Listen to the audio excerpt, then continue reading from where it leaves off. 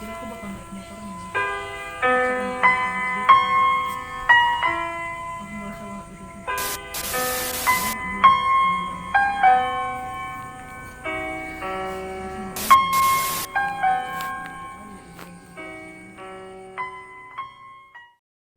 all know that music is highly subjective.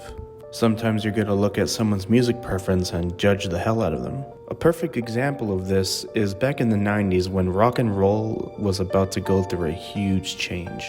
Introducing nu metal. Literally everyone and their mothers were trashing this genre. The pioneers of nu metal were Slipknot, Limp Bizkit, Korn, System of a Down, and more. All these bands received so much hate for quote-unquote ruining metal. To me, I say they brought something new to the table, hence the name, nu metal.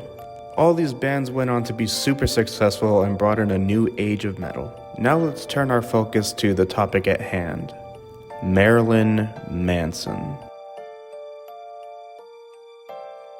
Also coming out of the 90s and early 2000s, Marilyn Manson was the talk of every anti-metal and Christian rally to ever exist. He was dark, he expressed his views on religion, and let's not forget the outrageous performances he would do on stage. It was very clear that Marilyn Manson did not care what people thought of him. And to show that he didn't care, he committed the following controversies. Sorry if you can't see my previous video, it got age restricted, but just know I talk about Columbine in that, and I'm about to talk about it again in this one, but I'll keep it brief. So Marilyn Manson got dragged through the mud when it was revealed that Eric Harris and Dylan Klebold were alleged fans of Marilyn, making all the families who were indirectly affected by the tragedy very angry towards the rock star. Marilyn would be interviewed for a documentary called Bowling for Columbine, and when asked about how he felt about being affiliated with the mass murderers, he had this to say. "It's easy to throw my face on a TV screen because I'm a poster boy for fear. I represent what everyone is afraid of, because I do and say what I want." Even after the documentary, Manson would still be criticized by religious, political, and entertainment figures. For those who are unaware, the Church of Satan was founded by Anton LaVey. Anton was an occultist, but also a musician. During a 1994 tour with Nine Inch Nails, while on a stop in San Francisco, Manson found himself being invited to the church by Anton himself. Both Anton and Manson shared the same ideas with Satanism, as they were the complete opposite of Christianity teachings. Now, strangely enough, LaVey wanted Manson to come to the church around 2 a.m., where he would be escorted by Anton's assistant. Once Manson was in the meeting room, it was as if Anton manifested himself out of nowhere. Anton was very pleased with Manson and ended up making him a minister for the Church of Satan. When LaVey eventually died, Manson actually downplayed his affiliation with him and told press that he did not worship the devil. Whereas Anton LaVey's version of Satanism is not worshiping a king of demons, but pretty much becoming your own god. And if you guys want me to make a future video all about Anton LaVey, please leave that in the comments below.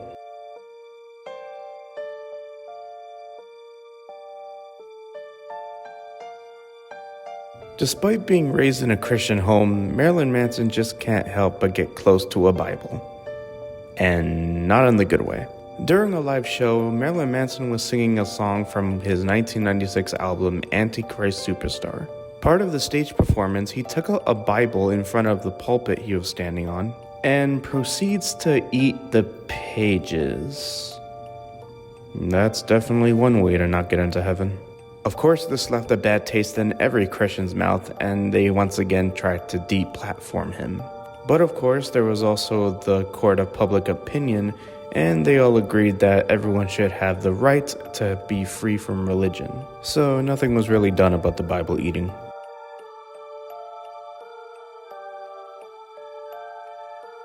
Back in 2018, Marilyn was accused for SLE and being a racist towards actress Charlene Yee. And it wasn't just her. Apparently, Manson had been harassing multiple females while on the set of the television show House. But according to Manson, he had a meltdown at a concert he was doing the other night, which caused him to have behavioral problems the following morning. Charlene had said that Manson had called her a Chinaman and went around to other female set workers and asked them if they could scissor. Charlene had took to her now deleted Twitter account to tweet the following. It's so triggering to see people come up on the internet who have harassed you, and then when you talk about the incident, you become known as the person tied to the harasser. Manson would stick by his statement about the meltdown at his concert the other night having contributing factors to his behavior on set.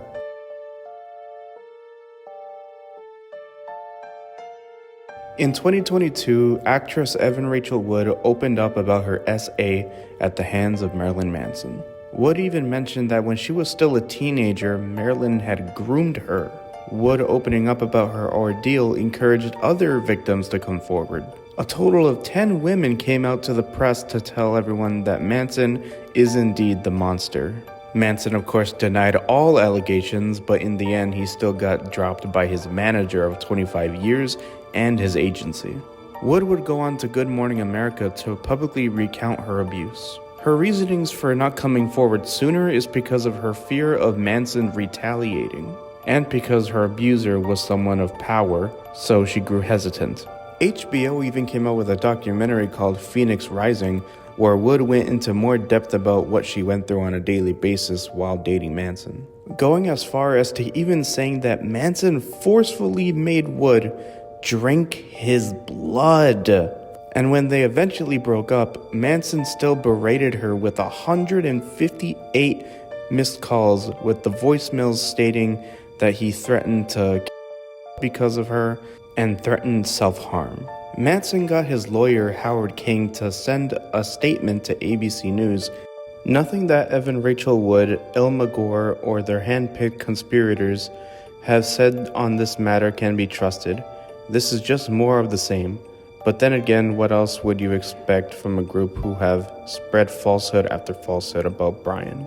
The conclusion to all this is that Manson took Wood to court and sued her for allegedly forcing women to create false information about Manson. The judge did not rule with Manson and had most of his claims dismissed. Thank you all so much for watching. If you enjoyed, please give this video a like and comment down below if you want that future video of Anton LaVey. I'll catch you in the next one. Have a good one.